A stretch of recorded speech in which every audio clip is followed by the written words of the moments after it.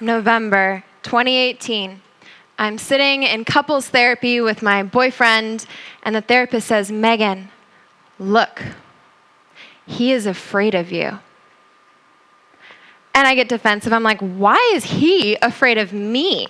He's the one that won't be loyal. He's the one that's not committing. He's the one that's sleeping around. And she says, stop. Megan, you're punishing him. And I pause and I look in his eyes and I can see it's true. He is afraid of me because I've been mean. And you know why I've been mean?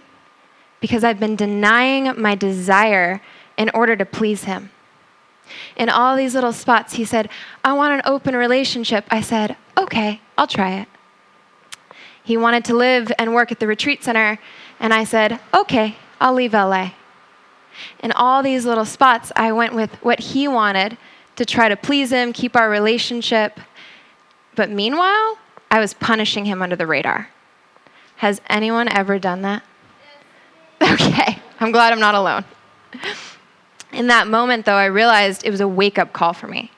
I was like, where else in my life am I doing this? I started to see all these little places where I wasn't being honest with myself or others. For example, my job was to sell corporate training at the retreat center. I hadn't sold any because I didn't think that they were ready for it. My other job, I was there to give insights at the retreat center, but I just judged people because I didn't want to risk my reputation by saying what I actually thought. I felt stagnant and stuck because I didn't want to admit that I really wanted to travel.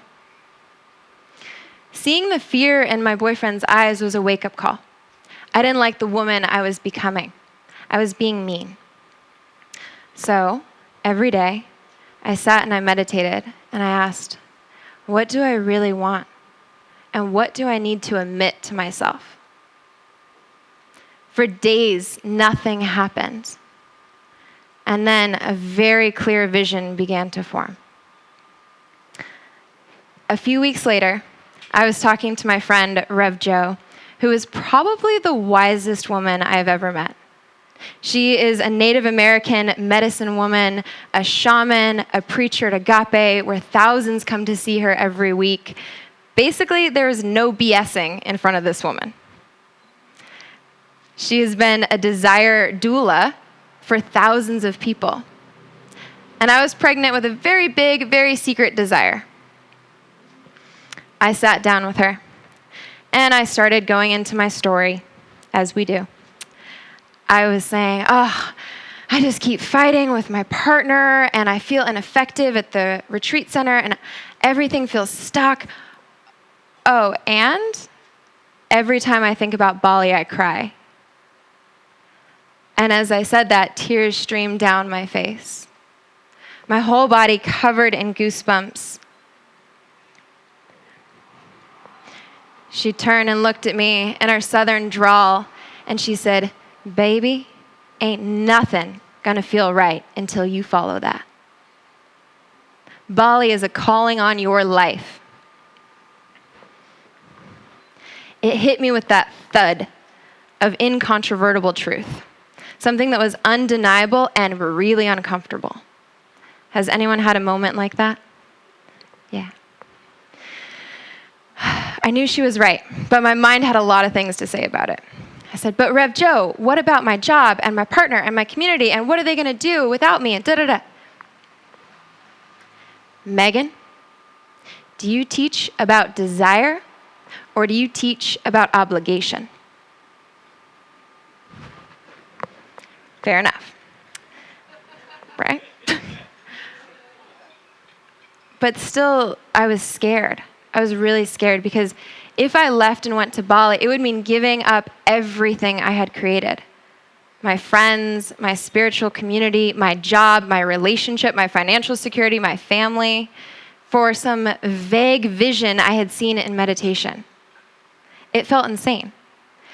But with Rev Jo next to me, I realized maybe I'm not crazy. Maybe this is not insane. So that night, with the little bit of courage I had, I went home, I opened my laptop, and I quickly bought a ticket to Bali. I knew if I sat and thought about it, I wouldn't do it. The fear voices would get far too loud and I would lose all my courage and I wouldn't do it. So I bought my ticket. And then over the next few weeks, I sat with people as I told them my decision. My boss was angry because I was leaving my new job. I broke up with my boyfriend and I held him as he cried. I said goodbye to my friends and my family who questioned my decision because no one understood, why are you going to Bali? You don't know anyone there. And I didn't have a good reason. It was really hard to say goodbye. This is why people don't follow their desire. Because we can feel intuitively in the short term, people will be hurt. People will be upset, they will be ashamed, they will be angry at you, you will feel disappointed.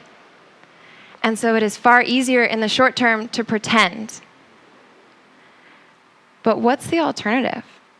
I had seen it myself when I was pushing down my desire and denying it.